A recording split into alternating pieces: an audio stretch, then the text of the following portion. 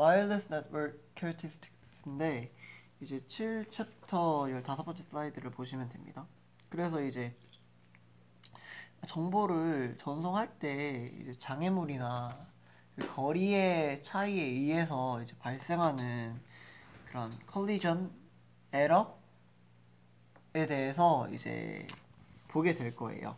그래서 이제 첫 번째 이 그림을 보게 되면은 이렇게 A, B, C의 이런 클라이언트들이 있는데 얘네들이 지금 이런 예를 들면 이런 산이나 이런 장애물에 막혀 있으면은 이제 A랑 C랑의 이제 통신이 불가능하게 되잖아요. 그래서 A는 B랑 연결돼 있고 B는 A랑 연결돼 있고 B는 C랑 연결돼 있고 C는 또 B랑 연결돼 있는데 A랑 C는 연결이 안 돼 있잖아요. 그래서 이제 A랑 C는 이제 서로를 소통 못 하니까 이제 A가 B한테 정보를 주는데 동시에 C도 B한테 줄 수가 있어요. 그런 상황이 발생을 할 수가 있어요. 왜냐하면 만약에 A랑 C랑 둘이 소통이 되면은 A가 먼저 보내고 그리고 나서 이제 A가 B한테 그 정보를 다 전송하고 나서 그게 끝나고 나서 이제 C가 B한테 정보를 전송해야지 이게 안정적으로 그 데이터가 전송이 될 수 있는데 이런 장애물로 인해서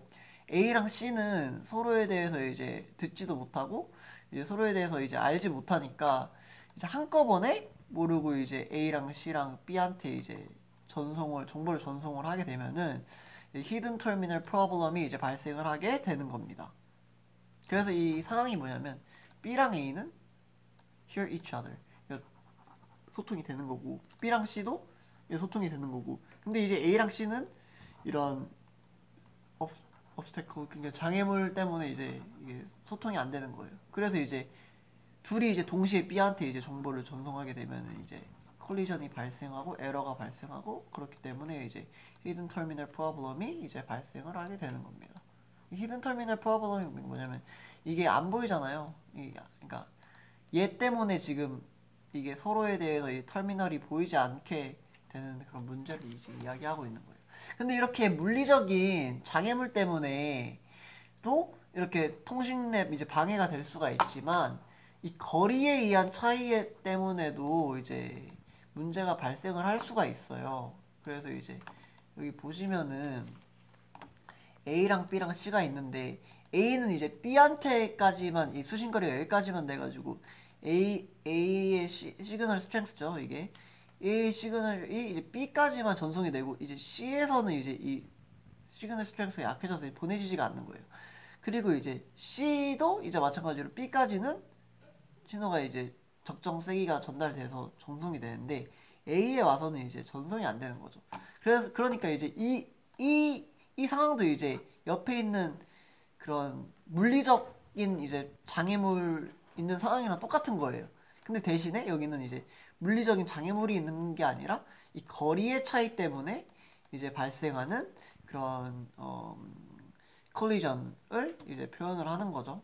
그래서 이제 A랑 B는 이제 또 가까우니까 서로 이제 소통을 할 수 있는 거고 통신을 할 수 있는 거고 B랑 C도 이제 가까우니까 서로 통신을 할 수 있는 거고 근데 이제 A랑 C가 이제 통신을 하기에는 서로가 줄 수 있는 신호의 세기가 안 되기 때문에 이제 A랑 C는 이제 소통을 못하는 그런 상황이 발생을 하는 겁니다. 그래서 이제 이런 것들을 이제 잘 해결을 해야지 이제 통신에 있어서의 그런 안정성이 확보가 될 수가 있겠죠. 그리고 이제 23번째 슬라이드를 보게 되면은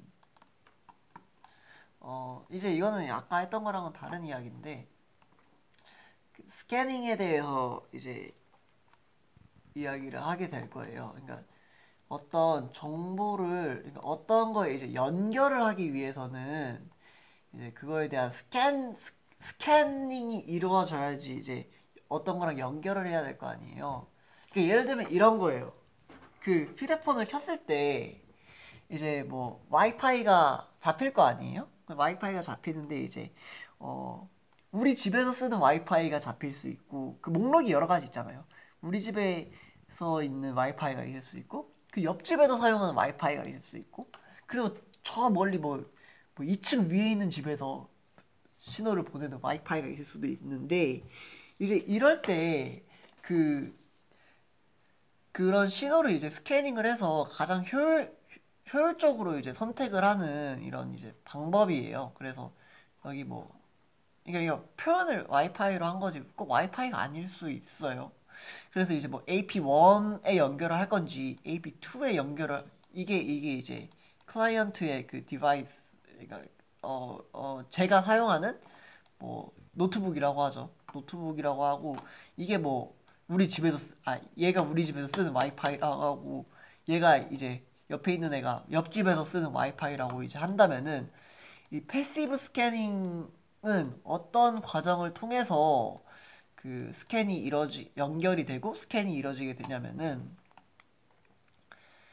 첫 번째로 비콘 프레임이 비콘 프레임들이 이제 AP들로부터 이제 보내지게 돼요. 그러니까 예를 들면은 이런 AP1의 비콘이 전달이 되고 AP2의 비콘이 이렇게 전달이 되는 그런 과정이 있겠죠.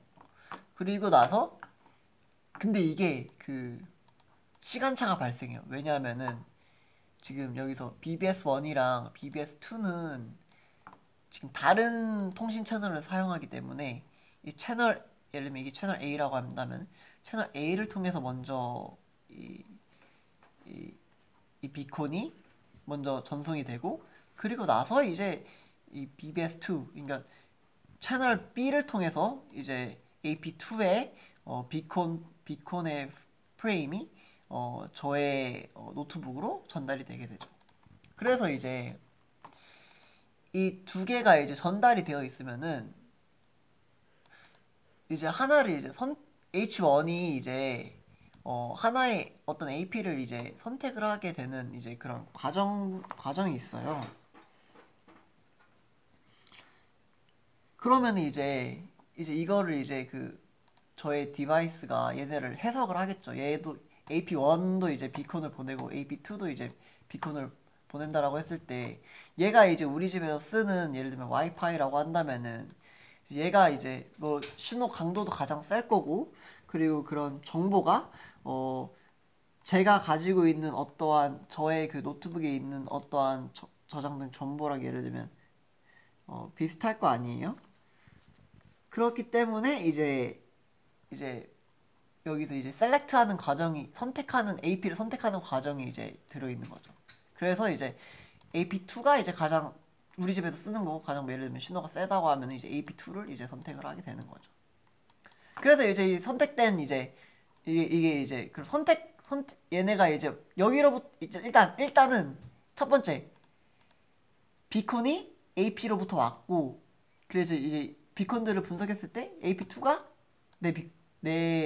내가 쓰는 거다라고 하면 이제 나의 노트북에서 이제 다시 비콘이 들어온 거에 대한 이제 선택이 이루어지는 거고 선택이 이루어지는 그 과정을 이제 이 두 번째 과정이라고 볼 수 있는 거죠. 그래서 이제 이 선택이 됐으면 어소시에이션이 이루어지거든요. 어소시에이션은 이제 이 AP2와의 그런 결속, 어소시에이션이 이렇게 뭔가 협상, 뭐 결속 이런 뜻인데 그래서 이제 둘이 이제 통신을 하게 되는 이제 어소시에이션 리스폰스가 이루어지게 되는 거죠. 그래서 이제 AP2랑 이제 H1 나의 노트북이랑 이렇게 연결이 돼가지고 이 채널을 통해서 이제 네트워크가 이렇게 왔다 갔다 하게 되는 것입니다. 근데 이거는 이제 패시브 스캐닝이에요. 패시브라고 한다면은 수동적인 거를 의미한다는 건데 왜냐하면은 첫 번째로 이 AP들이 먼저 제 노트북한테 신호를 보내죠. 그러니까 AP들이 먼저 비콘 프레임들을 저한테 보내요. 그러니까 내 입장에서는 내 노트북 입장에서는 비콘 프레임들을 이제 받아들이는 입장이기 때문에 이제 이거를 이제 패시브 스캐닝이라고 하는 거고 이제 그러면 이제 액티브 스캐닝에 대해서 이야기를 할 텐데 일단 액티브 스캐닝에 대해서 이제 먼저 이야기를 하기 위해서 일단 큰 맥락에서 액티브 스캐닝이랑 패시브 스캐닝의 차이점을 말씀을 드릴게요. 일단 액티브 스캐닝이랑 패시브 스캐닝의 이제 차이점은 액티브 스캐닝은 더 빨라요. 패시브 스캐닝보다. 왜냐하면 패시브는 이제 수동적으로 받는 거고 액티브는 내가 이제 그걸 먼저 찾는 과정이기 때문에 더 빠르고, 그리고 아까 AP1이랑 AP2는 다른 채널을 쓰고 있었잖아요. BBS1, BBS2 뭐 채널 A라고 한다면 이건 채널 B라고 하는 거고. 근데 여기서는 이제 이 액티브 스캐닝 같은 경우는 이 AP1이랑 이 AP2가 같은 채널을 쓰고 있다라는 가정 하에서 이제 진행이 되는 겁니다. 진행이 되고, 그러면 이제 액티브 스캐닝은 이제 능동적인 스캐닝을 말하는 거거든요. 이 능동적인 스캐닝이 이제 어떻게 이루어지냐면은 이 H1이 이제 나의 노트북이라고 한다면은 이제 내가 이제 와이파이를 잡으려고 먼저 H1으로부터 리퀘스트 프레임이 이제 전달이 돼요.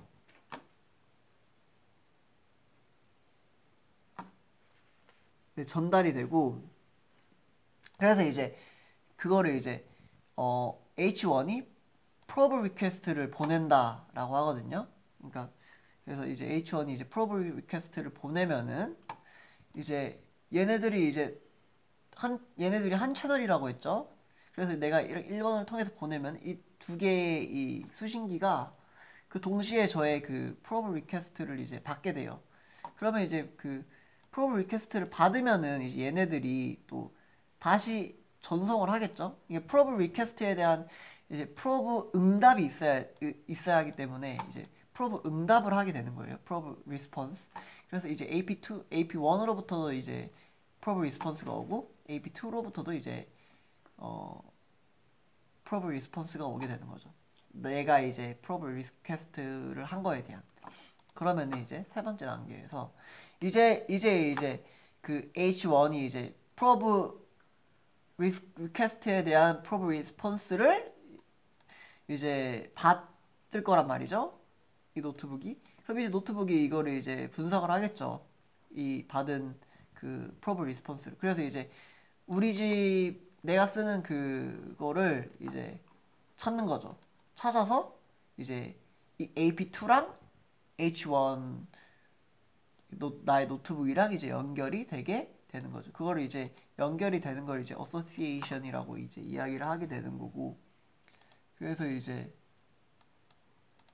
H1에 이제 셀렉트드 된 게 이제 AP2라고 할 수가 있는 거죠. 그래서 이제 이 뒤에 과정은 똑같아요. 이 3번 과정이랑 여기 어소시에이션 이후의 과정들은 똑같고, 시작을 어떻게 하고 그거에 대한 이제 시작을 어떻게 하는지에 대해서 이제 다르게 되는 거죠. 그러니까 여기 패시브 같은 경우에는 AP에서 먼저 신호를 전달하게 되는 거고, 액티브 같은 경우에는 이제 내가 먼저 신호를 전달해서 받는 거고. 근데 대신에 액티브가 더 빠른 거는, 이 액티브 같은 경우는 얘네들 이 AP1이랑 AP2가 같은 채널을 사용한다라는 가정하에 이제 이야기를 하기 때문에 더 빨리 이제 전달이 되는 거고, 여기서는 이제 그러니까 여기 1번 과정이 얘는 하나의 채널이기 때문에 동시에 전해지거든요.